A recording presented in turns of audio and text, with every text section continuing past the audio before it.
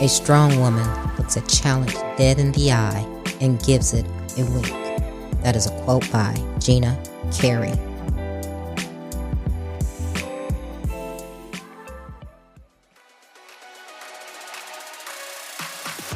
Welcome to Trina Talk.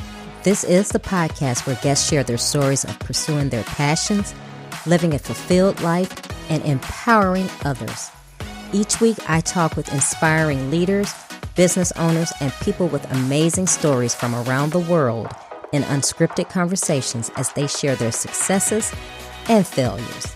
This podcast is all about empowering you to keep striving in your personal and professional life. I am your host, Trina L. Martin. Hello, welcome to episode 112. The topic of this week's episode is Overcome Career Obstacles. My guest this week is Bonnie Marcus. Bonnie is a certified coach, speaker, podcast host, and Forbes contributor. In her business, she focuses on helping professional women own their talent and ambition and position themselves for career success. Hi, Bonnie. Welcome to Trina Talk. Oh, thanks for having me, Trina. You know, I so enjoyed when you were on my podcast, so I'm looking forward to our conversation today. Yes. Well, I really enjoyed speaking with you, and thank you again for having me on your show. I enjoyed speaking with you, and I really love what you're doing and your platform and what you're standing for. So this is just going to kind of be a continuation of our conversation from your show, but it's going to be all of your wisdom that you have. Okay. Well, great. So I see that you love helping women. You love empowering women to reach their full potential, whether it's leadership, climbing that executive ladder, whatever that case may be. And you're a speaker, you're an author, you're a certified executive coach, you're a Forbes columnist. Just tell the listeners how you became to be this phenomenal woman. Through a lot of trial and error.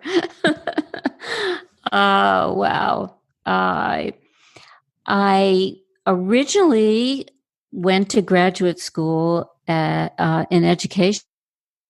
I got a master's degree in education, and I was a teacher. I was a kindergarten teacher. And after a couple of years of doing that and having 2 children, I got a divorce. So I found myself with young children and an income that really didn't cover my expenses as a single mom.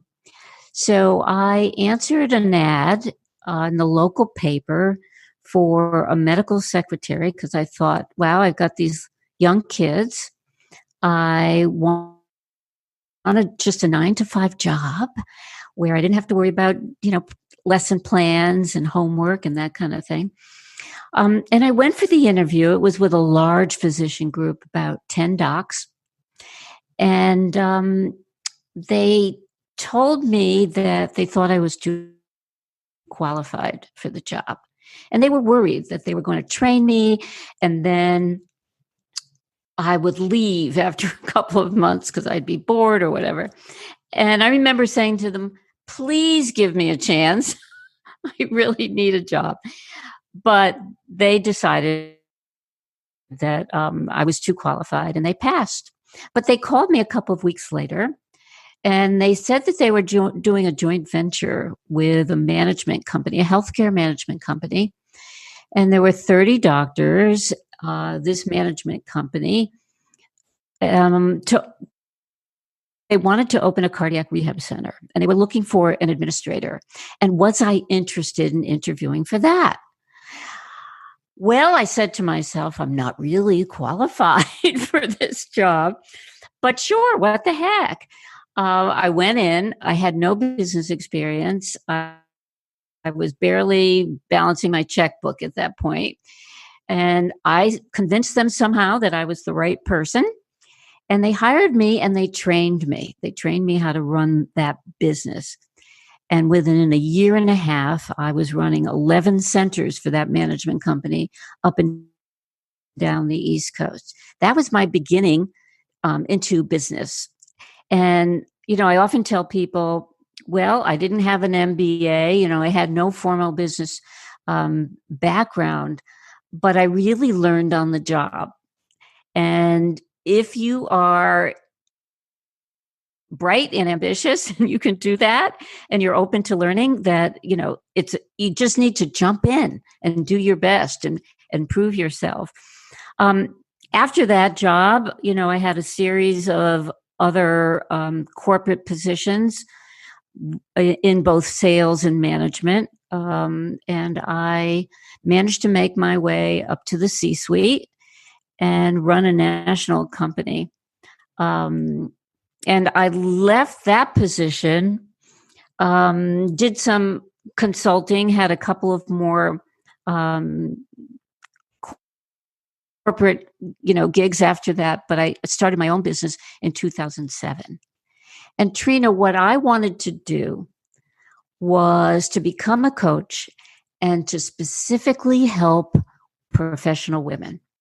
Because here's what I noticed in my 20-year career in corporate, that there are so many talented women who are passed over, marginalized, pushed out all the time because they don't know how to advocate for themselves. They don't know how to create that visibility that they need. They don't really have the political savvy to know how to navigate the workplace.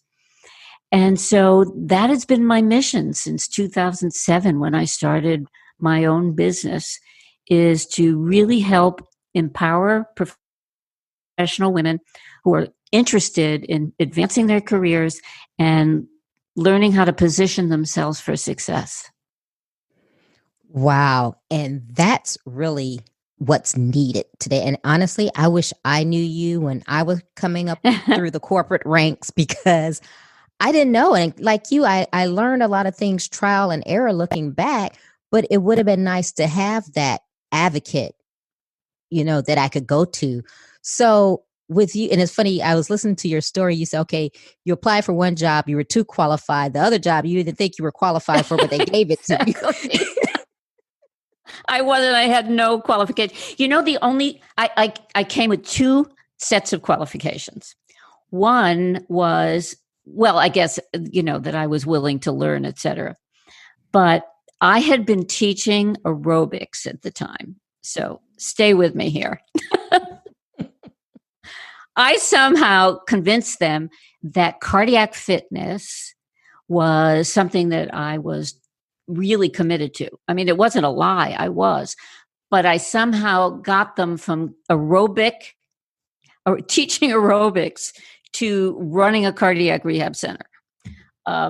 Then the other thing that I felt was a qualification of sorts was that doctors did not intimidate me. I grew up in a medical family, and all my parents' friends were doctors or dentists. I mean, none of them, they were people, and they didn't intimidate me at all. And in this position, I had to hold these 30 docs accountable. They had to come in and do their paperwork, or otherwise insurance wouldn't pay. And so I think it was those two things that helped me get the job. They took a chance on me, let's face it. So yoga and the cardiac that you get from doing that to working for a group of cardiac doctors, I can see where that relates. Well, I gave it a try. But, one of the lessons I think I learned then was you need to find out what's important to the people, to the prospective employer, and align what you can bring to the table with what they want and need. So it was more important for them to have somebody running that center who could deal with all those physicians and all those egos and personalities. And believe me, there were 30 different cases of it. And to be passionate about the mission of the center as well. And they felt, well, we'll teach you the business. The rest of it is secondary. Yeah. Right. So as you were going through this journey, and you said doctors didn't intimidate you because you were familiar with doctors, your family had doctors, and you knew them. They were just ordinary people to you. But how did you get to the point where they knew that they respected you? They weren't like, oh, this young lady here or whatever. And then did you see other women that were maybe working with you in some capacity that they didn't treat with respect or the way that they treated you because they kind of dismissed her because she was a woman? I did in that one particular center, I didn't see the nurses disrespected. They had a long history with these docs. They had worked with them at the hospital. So there was a lot of mutual respect and great relationships. I mean, I was the newbie. I was the new person coming in. And I think it has everything to do with the way I communicate, the way I communicated to them. It wasn't me approaching them in a very weak position. It's a subservient. I had a job to do, and they knew it, and I was going to hold them accountable. And I didn't approach them with, oh, please, I mean, I think the language and your body language, your whole demeanor really conveys that type of confidence in your position. Now, let's get back to your main passion and your purpose, where you help women navigate and negotiate for themselves, as they're advancing in their careers. What do you tell women? Is that something that you tell them as far as how you speak and your confidence? And how do you help women get that out if that's not what they're or originally or innately capable of doing? Yeah, well, a couple of things. I think that primarily when I'm coaching women who are ambitious and want to advance,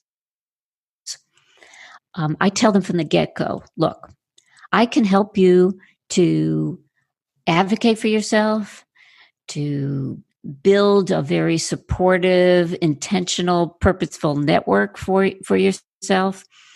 I can teach you what to look for in the environment so you're politically savvy. But the first thing that we need to do is to figure out if there are some limiting beliefs, if there's some stuff going on internally with you that will hold you back from doing the things that you need to do to position yourself well. Because it's one thing, you can learn the skill, but if there's a voice in your head saying, oh, I don't deserve this, or I'm not smart enough, or, I'm not going to ask for that raise because I don't deserve it.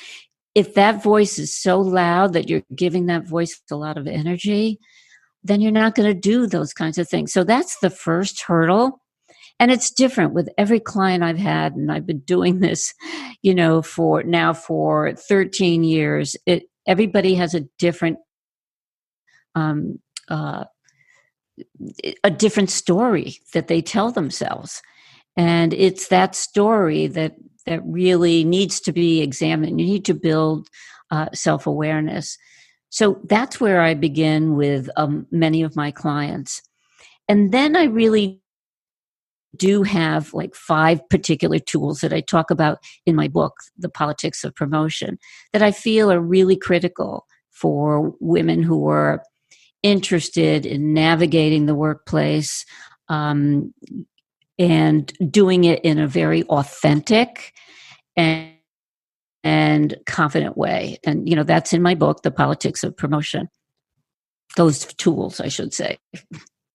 Do you want to share some with us? Well, the first one is called the mirror. And I call it the mirror because it involves a lot of self-reflection. reflection. Most women that I've coached have no idea really, Trina, what their value proposition is. And the way I define that, it's the work you do, how you do the work, how that helps achieve positive business outcomes. So how does your work contribute to positive business outcomes? It's not your job description. It's the way you approach the work that is unique to you. Very often we take it for granted that the way we work, our approach to the work, anybody can do that. Just to give you an example, I'm not a technical person. You are, right? Mm-hmm. So, Trina, the way you approach a problem or a challenge for a business would be so much different than I do.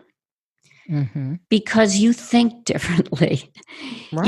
You look at a problem and you say, what is a technical solution for this? Or if there is a technical solution, how can I tweak it to make it work better? That's what a technical person does. That's part of your value proposition, I'm sure. Mm-hmm. But for me, I don't see the world that way. I don't look at the world through that kind of technical lens. So I'm looking at probably bigger picture and bigger and more strategic and analytical in different ways. So it's understanding specifically about how your value proposition contributes. That helps you to advocate for yourself.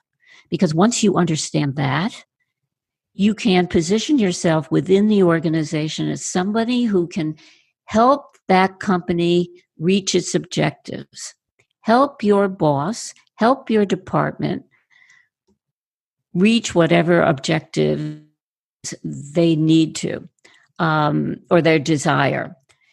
So that value proposition is a very, very powerful way of learning how to position yourself and advocate for yourself in a very authentic way. It's not like me, I'm so wonderful, all about me.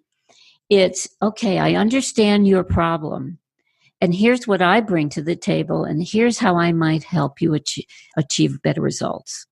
So that's the first chapter. And in the book, there is an exercise to help you figure out what that value proposition is. Another tool I can mention is the mirror. And the mirror helps you to take a very close look at the environment in which you work.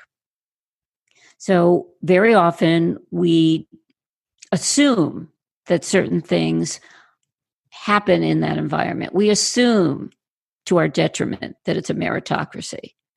Mm-hmm. All we have to do is keep our head down and work. Well, we know that doesn't work too well, right? We assume that perhaps there's a level playing field. I'm just throwing that out there between genders. But the point of the mirror is, and I highlight in this chapter, a number of things that you need to look for to help you figure out what is that culture within the company and within your department, so you know better how to position yourself. What does it take to get ahead where you work? What does it take for a woman to get ahead where you work? And is it different than it might be for a man? What are some of the rules and what are some of the unwritten rules? And the unwritten rules are really important because you're not going to find them on the website or in the employee handbook. It's just, some of these unwritten rules may be, in fact, sacred. Mm-hmm. Like, well, you start a new job, you get there at 9:00, you think the job's 9 to 5, and you look around and everybody's been there since 7:30. The unwritten rule with that particular manager is perhaps, you need to be there 90 minutes before the boss gets in, and you need to be there like an hour after he or she leaves. Are you going to lose your job if you don't do that? No. But are you going to position yourself better if you do that? Perhaps. So that's just an example of kind of an unwritten rule. And again, those are kind of laid out in those chapters. So those are two tools that are extremely helpful for men and women, by the way, who are interested in advancing their career. Now, going off of the example that you just gave, now say you're a woman and you get a position and you are doing what you are supposed to be doing. You positioned yourself, but you're not the woman that, because I experienced this, where you can't stay an hour after work still working because maybe you have small children or whatever the case may be. And no, it's not something that you would get fired from, because it's, you've done your time. But then they're looking at, well, Rose over here does that, but well, Rose doesn't have kids and she can do that. How do you set yourself up for success when you're dealing with someone who's the exact opposite of you? Well, you have to learn what's important to your manager, right? Mm-hmm. And yeah, maybe everybody is staying late and you can't, but you have to be able to communicate to that manager what you are accomplishing, at least on a weekly basis. And I talk about in the book, and this is something that I do with all of my clients, is prepare a weekly status report. Mm-hmm. All the projects that you are currently working on and what you've accomplished during that week, and whether or not you have a one-on-one with your manager that week, send that report. It's documentation of everything that you've accomplished over the time period. So in a way, you're creating that visibility and credibility you need, even if you're not sitting in the seat. Your manager knows exactly what you've accomplished during that time period. Okay, that's good advice. And I have to ask you, what's your thought on, and I believe you've come across this in your career, what's your thought on the woman in the career field who will basically step on another woman to get where she's going, and instead of trying to work together and help, she's trying to destroy you? How do you work with that in a corporate environment? Well, first of all, you need to be aware of people like that, and be wary. Part of understanding what the culture is and the politics of the workplace is understanding who is going to support you and who won't support you. And it's important to build a network of allies and champions, because you want to make sure that, obviously all your apples aren't in one basket, that there are plenty of people across the corporate environment who know who you are, who know your value proposition, who will stand up for you if need be. And developing that kind of supportive network is really critical, regardless of if there's a bad apple or not. Yeah, I know. I've experienced that along the way with one particular manager several years ago, but she was young by age and young by experience. But it was funny because she was just evil, and Yeah. she was just out.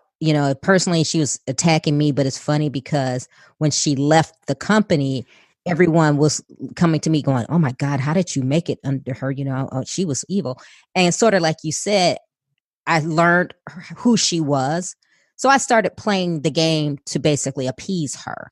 But that was after much heartache and pain of dealing with her going, what is her problem? She's just going to attack everything I did. So finally, I just got to the point. I was like, okay, I see how this is going to work. Mm-hmm. Let me do this and play this game with her to make her always feel like she's on top. And then it got less confrontational with her. But it's funny because as women, we already have to go through so much. And it's just so disappointing when you have another woman who's just making it so much harder for you. Yeah. You can have a toxic boss, male or female, and you have to learn how to maneuver. Mm-hmm. I mean, that's part of being politically savvy. And the more expansive your network, the better off you are. Mm-hmm. Mm-hmm. Now let's talk about mentors. So now I know there's mentors and there's sponsors that they're saying now in the workforce. When I was coming up through corporate, they didn't have any of that, and I didn't have a mentor or a sponsor. Mm-hmm. What do you think about those two terms? Well, actually, there's a chapter also in the book. One of the tools is the pass-go card. Remember that from Monopoly? Mm-hmm. And actually, a mentor is somebody who can be a great role model and can give you advice. Chances are they have navigated the workplace successfully. They're a little more experienced, and they're willing and able to answer some questions you may have, either formally or informally about some of the challenges that you may have in the workplace. A sponsor, however, is someone who is much more powerful potentially. They're at least 2 levels above you in the workplace, and they have a sight line to your work. They know your work. They will open up doors for you and actually position you for new opportunities within the workplace to help you advance in a very intentional way. So a sponsor has power, and they are able to do that. And so that relationship is really, really a great one for anyone who has any ambition at all. So how do you go about finding and discerning which is which? Well, a sponsor has to be somebody who has the power within the organization to create opportunities for you. Okay. Now, it doesn't mean that a mentor can't turn into a sponsor at some point. Mm-hmm. But if you're looking for a sponsor, you're going to want to create a potential sponsor or a group of potential sponsors in your network, and find out what's important to them and what initiatives, what projects are important, and try to get on some of those projects, try to get visibility with them. Because what happens is, unless there's a formal sponsorship program in your company, these relationships usually grow over time. I will always get asked when I'm giving a workshop or speaking, somebody will inevitably raise their hand and say, how do I ask somebody to be my sponsor? Well, the answer is you do that over time by building trust and respect. Mm-hmm. It's not like you identify somebody who could be a sponsor, you set up time to meet with them, and you ask them point blank right off the bat, because they're putting their neck out for you. They mm-hmm. need to really know and trust. They need to know your work. They need to trust that whatever opportunity they give to you, that you're going to do your best job and you're not going to really disappoint them. Mm-hmm. And I think as a sponsor or someone looking for a sponsor, if you're doing the things that you said, you don't even have to ask. I think it will mm-hmm. just naturally evolve into that, where Correct. They'll say, here's this opportunity and I recommend you for it. Correct. Yeah. Yes. Great. So tell me some of the things you have seen as far as the obstacles that women have gone through, because you have worked your way from the bottom to the C-suite. And, you know, this is your whole reason for being, you said, because you have seen the challenges that women have faced. Does any one challenge or obstacle or experience or something that you've seen someone else go through, does that stick out in your mind that really makes you say, I never want to see that happen again?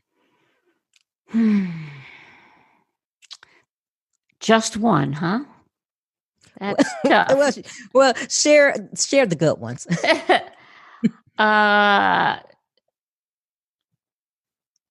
When I was doing research for my book, The Politics of Promotion, I surveyed and I interviewed hundreds of women.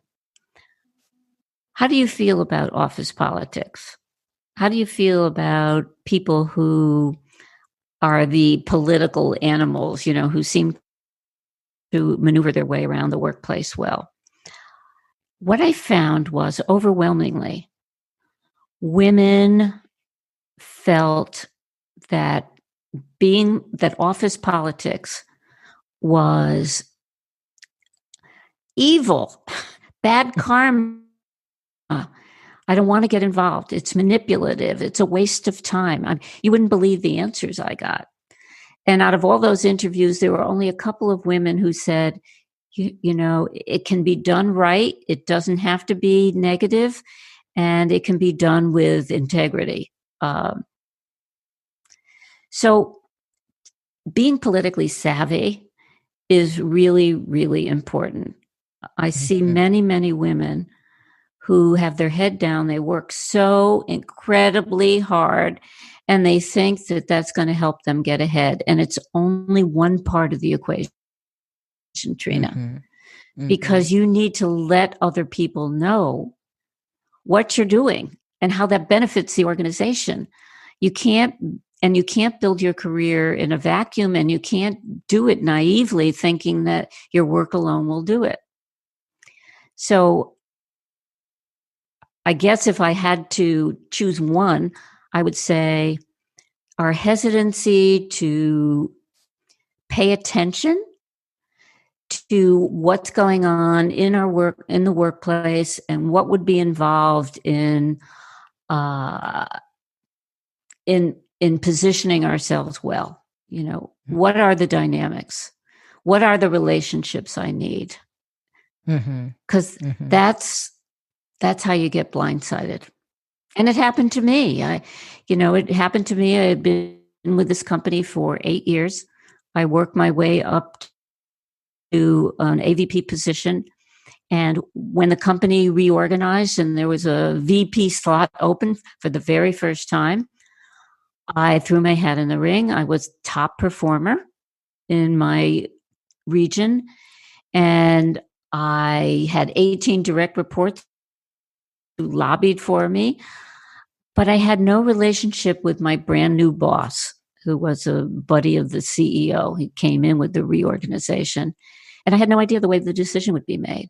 And I didn't get that position, even though I was the most qualified. And it was a hard lesson to learn. And that lesson was why I wrote the book, The Politics of Promotion, because I was blindsided. Here I was, ambitious and talented, and I had so much to offer, but I wasn't paying attention and building the right relationships. Now, because I was like you as well, when I first got into corporate, I was one of those who, okay, I'm working, I'm doing hard work. Don't they know this? I show up every day, I'm doing my job. Don't they know this?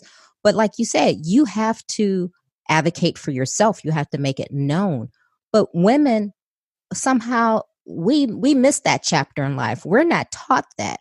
Whereas it seems like men do it so well. They know that. They know that to go in and chit chat or tell the boss, hey, I did this, and we don't do that. Why is it such a disparity between the sexes in a in an environment like that? Okay, so let's get real. There isn't a level playing field, and right now, if you look at leadership across most businesses, it's still male leadership, all male, white male, by the way. And it puts women at a tremendous disadvantage. It's hard to break into the power circles. The guys go out for drinks afterwards, or they play poker or play golf, or, they're comfortable with each other, especially after the Me Too movement. It's hard to, network informally and to reach out for a woman, because there's a lot of discomfort and awkwardness, especially since Me Too. But it's really hard to break into some of these power circles. And is it easier for a man? Absolutely. They're just, and there's definitely research that shows that men are more comfortable working with, promoting, advocating, sponsoring other men. So what should we do? Because I know I learned how to golf because of that. You did? Okay. Yeah, I did. I learned how to golf because I learned like 20 years ago. I was like, okay, this is a power play, and that's what I need to do. And it has served me well, because most men don't expect women to know how to golf. So every year I end up playing in this golf tournament. I'm not as good as I used to, but anyway, what should we do? Because I'm not a fan of going out to, let's say, happy hour with a bunch of guys and things like that. So what can women do besides learning how to play golf, where they can kind of get in these circles? And then there's the caveat to that as well, because there may be a woman who knows how to maneuver and get in, but then the first thing someone is going to say is, oh, she's sleeping with someone. Yeah, that's an old story, right? First of all, you can create your own events that aren't golf. You can still create these relationships one-on-one during work time. I will tell my clients to cross out at least 1 hour a week on your calendar, because if you don't put it on your calendar, you are not going to do it, for a networking coffee, lunch, and then fill it in with somebody that you're looking to build a relationship with. And, if you're doing it at work in front of everyone, and you're not necessarily meeting for drinks afterward, that certainly can help. It's out in the open. But if you can't play golf, and you are looking to bring a group of people together, I say create your own event. Wow. Okay. Never thought about that, but that's good advice for people still in the corporate environment and wanting to maneuver those play those chess moves to get them to where they want to be. So as a speaker, and when you go into some of these big corporations and you're speaking, do the heads, which are probably men, do they look at you and say like, well, what are you talking about? Or, oh, we don't do this here. No, because if they have made the commitment to bring me in as a speaker and we've agreed on a topic, then they're not going to be surprised or put off by it. And there's an understanding. Yeah, I just wanted to see whether or not, what you're saying, if they're like, oh, wow, do we act like that? Because, some people, even though they may bring you in and it's understood, they may be like, well, we don't do exactly that. Well, that's, that's their own growth opportunity to build their awareness and say, I never looked at it this way. I mean, one way to really expand your horizons is to bring in speakers like me and to help you see things that ordinarily you wouldn't see. What does this work environment look like through the eyes of a woman, an ambitious woman? What are some of the challenges in this particular work environment? for men and women, but how is it different for women?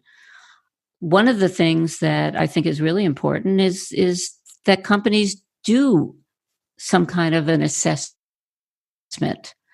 of how female friendly and supportive their work environment is. I see a lot of companies say, kind of check the gender bias box, and they'll bring in somebody, or they'll do some kind of a training. They'll buy something off the shelf, and then they'll say, okay, wow, we've checked that box.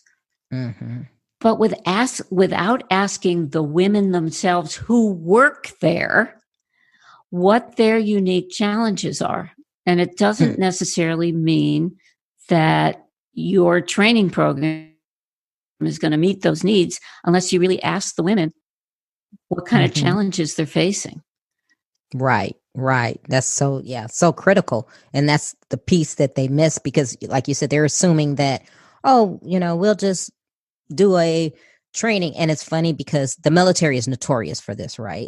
It takes one bad apple for some, and we all laugh, people who have been in the military for years. We know when there's a stand down and they're doing something, we know, okay, some smuckatelli did something. So now everybody has to undergo this training.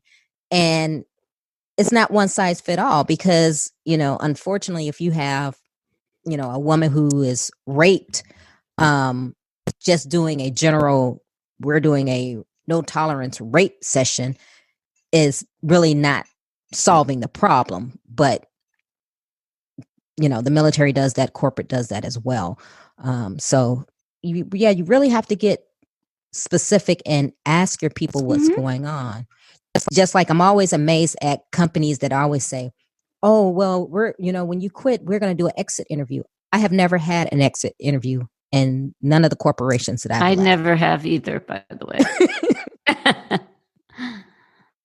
I was like, where's this exit interview? And then I get you were working for a corporation and they go, oh, we're doing the employee climate survey.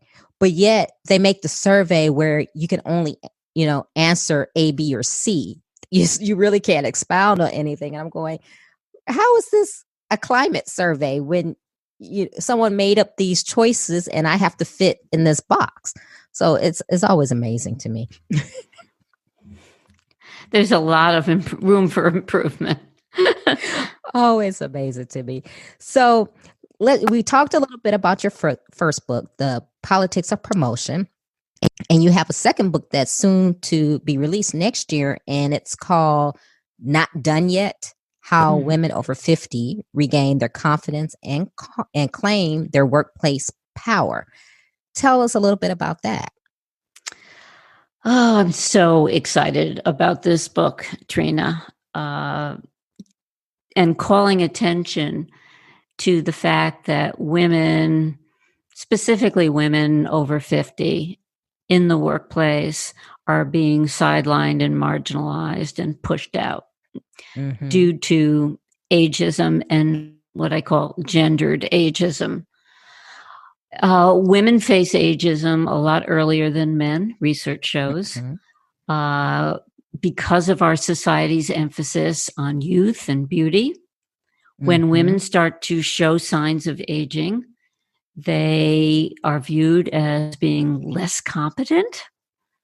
Your wrinkles would take away from all your years of experience and wisdom. Right. But the truth of the matter is that especially the women who are still in the workplace now, who still have ambition, who still want to make a difference, they find that they aren't invited to important meetings anymore. Their workload is given away to younger workers, and they're left feeling a lack of respect. Many of them hear all kinds of demeaning remarks about, oh, you were around with Abe Lincoln, right? I mean, some of these remarks are just ridiculous. And we don't have the tools to know how to deal with all this and to, again, position ourselves well so that we're not pushed out the door. So this book is really about how women in this demographic can stay marketable and keep their jobs. And it's really important. This is something that is really under the covers at this point. Mm-hmm. I mean, I think there's more and more attention to ageism, not so much specifically for women. Mm-hmm. Wow. So yeah, that is very important as a woman who's almost 50. It's funny because I've had both experiences, I guess you can say. I've looked younger than what I am, so I've had people to dismiss me thinking that I didn't know what I was talking about. I didn't have the experience. Oh yeah, I mean, there's ageism on both ends of the spectrum. Mm-hmm. And then once they found out how old I was, it was kind of like, oh, okay. And then I still got ignored, because you think about, okay, here's the young kids who are coming straight out of college or whatever, and they were deemed more knowledgeable than someone else. So it's very interesting. And yeah, I think it happens to women more because I'm just recalling that I don't recall men in either one of those situations experiencing the things that I have. Well, I think, ageism affects men. It just affects them later. Okay. And when you look at the difference between the way our society looks at older men and older women, you can tell that would translate into the workplace. So as a man gets gray, even as he goes bald these days, because bald is in, they are viewed like a fine wine that is, maturing over time. They still have respect, where the same thing doesn't happen for a woman as she shows signs of aging. And in this book, I interviewed a lot of women who feel the pressure to modify their looks, enhance their looks, I should say, with Botox and fillers and, eye lift surgery and stuff like that, which is fine. There's no judgment on that. But the fact that we feel the pressure to do that, to be able to keep our jobs, is really, really sad. Mm-hmm. Yes. And so what I emphasize in this book is it's fine if you want to do that. I mean, those are personal choices, but I'm going to give you the tools to stay marketable, to declare your ambition, to show that you are not ready to be pushed out yet, and that you still have a tremendous amount of value to bring to your organization. Wow, that's great. I know that's going to be something that's well received. I'm looking forward to that because that's something that I think everyone needs to read, because there is, and that's always the thing. You're competing with kids who are 20, 30 and just walking in the door. So you're wondering, okay, am I going to be able to compete? My skills are not as fresh as theirs. So something is very valid, Mm-hmm. very valid. Yeah, but we bring a lot of other stuff to the table, and that's what we need to leverage. Yes. So let's talk about your podcast, The Badass Woman at Any Age. Let's talk about that.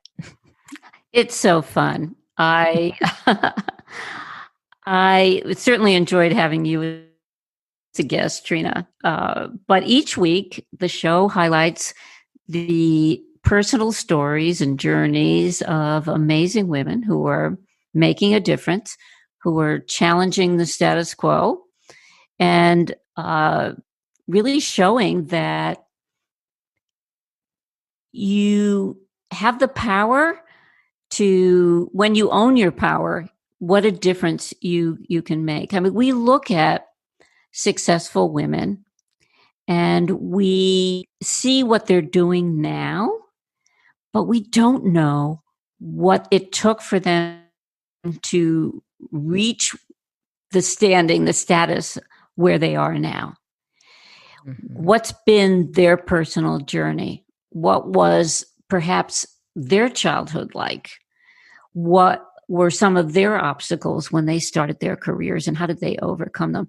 And those stories, Trina, are so inspiring to me and my listeners.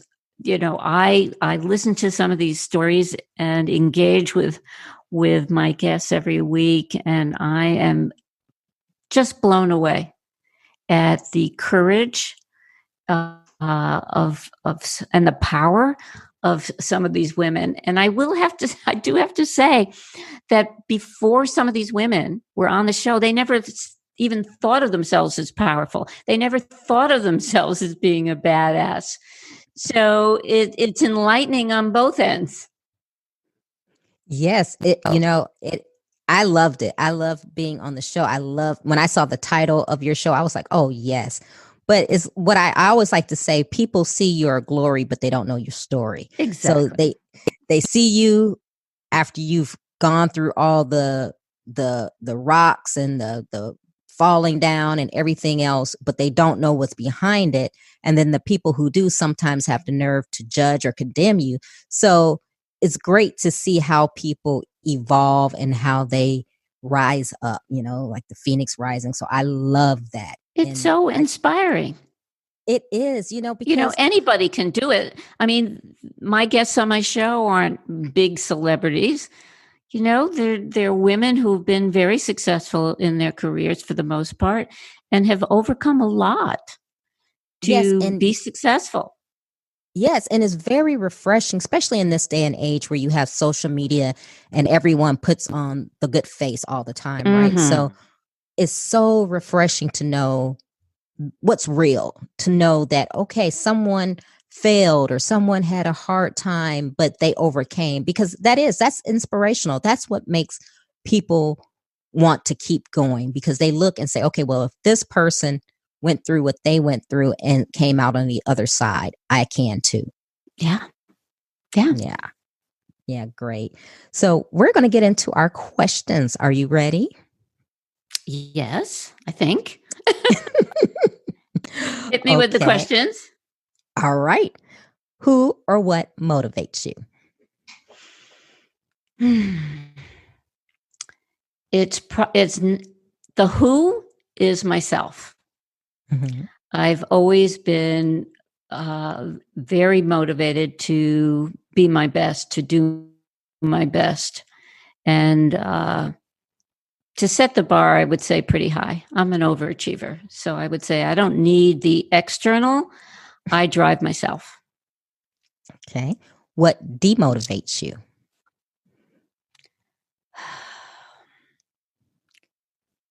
Personally, what demotivates me is, that's a good question.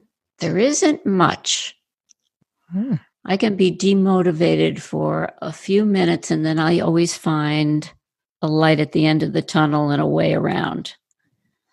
So there isn't much, really. I don't know. All right. Well, that's good.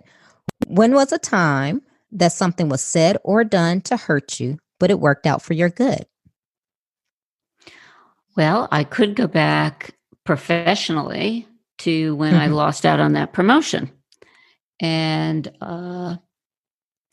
I thought, oh my God, I don't want to stay with this company. I reached out to my network, and one of my former colleagues told me about the CEO position.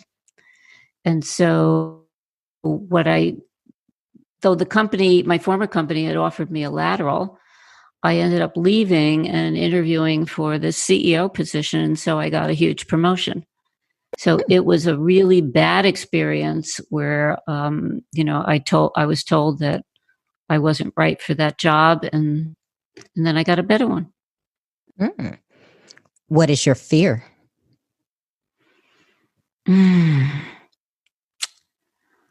What is my fear? I would say that there's not enough time to do everything I want to do. Okay. Is there a time when you wish you had done something that you didn't.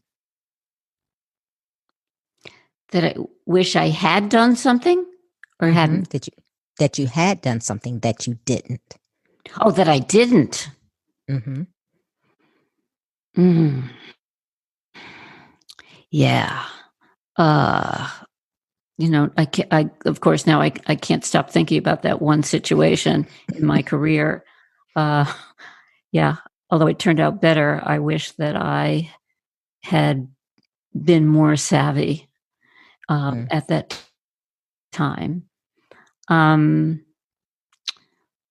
terms of writing my first book, I would say maybe I wish I had written it a little earlier. But I don't have any major things where I look back and say, "Oh, you should have done something. You should have done that, or you should have done this." I try not to should on myself. Okay. Well, that's good. Well, then this is probably going to be a no too, but is there a time that you wish you had not done something? Well, on a very personal level, I got married too young. Mm-hmm. So I didn't realize that I didn't have any idea really who I was. You know, I lived with my parents and I was in school and I met my husband and we fell in love and it just seemed like the right thing to do when I really hadn't lived on my own. And I really didn't know who I was. And that contributed a lot to the divorce, I think. Mm. What is your definition of success?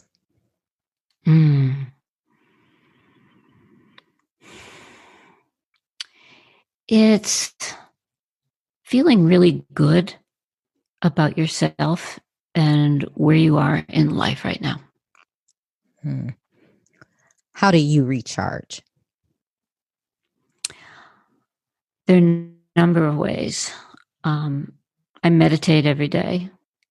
I exercise every day. I love to walk and run and swim. I'm fortunate. I live in California. I can do all that pretty much any day. And connecting with my family and friends. Okay. What are you awesome at?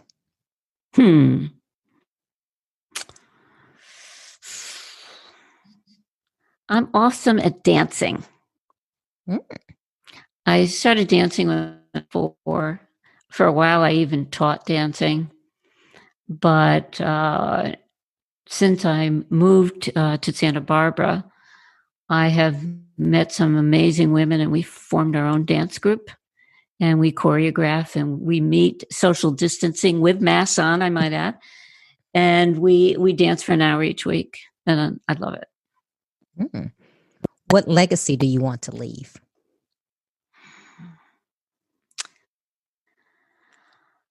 A legacy that I really empowered. I really helped a lot of women understand their value and really own who they are.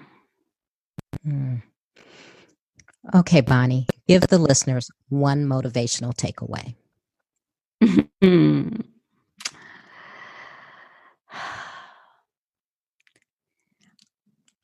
Understand what your personal story is.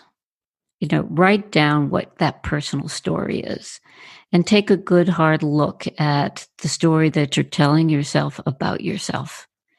And if that story doesn't support you, then it's time to rewrite a new story of success, one that will support you in whatever your goals are. That was very, very profound. I like that. Tell the listeners how they can connect with you, purchase your book, if they want to become a client of yours, everything that you have going on. Well, my podcast that you've mentioned that we've talked about is is on Apple Podcasts. It's called Badass Women at Any Age. And it's a weekly podcast, so you can tune in at any time. My website is bonniemarcusleadership.com. And there's a /coaching page there where you can learn about my coaching services. My book is on Amazon. It's The Politics of Promotion, How High Achieving Women Get Ahead and Stay Ahead. And you can also connect with me and follow my writing on Forbes. If you Google Bonnie Marcus Forbes, you can see all my articles there. All right.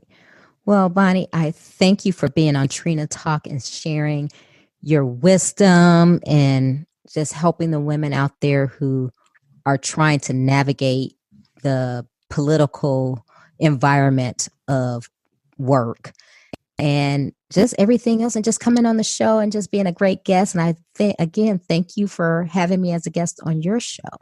Well, it's been a pleasure, Trina. Thanks a lot. If you like Trina Talk podcast, please don't forget to go out to iTunes and rate it 5 stars and leave a review.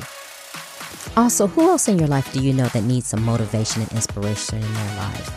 Don't forget to share Trina Talk with them. I hope you have a great week. And remember, if you change your mindset, you can change your life. Keep striving, because success is a journey, not a destination.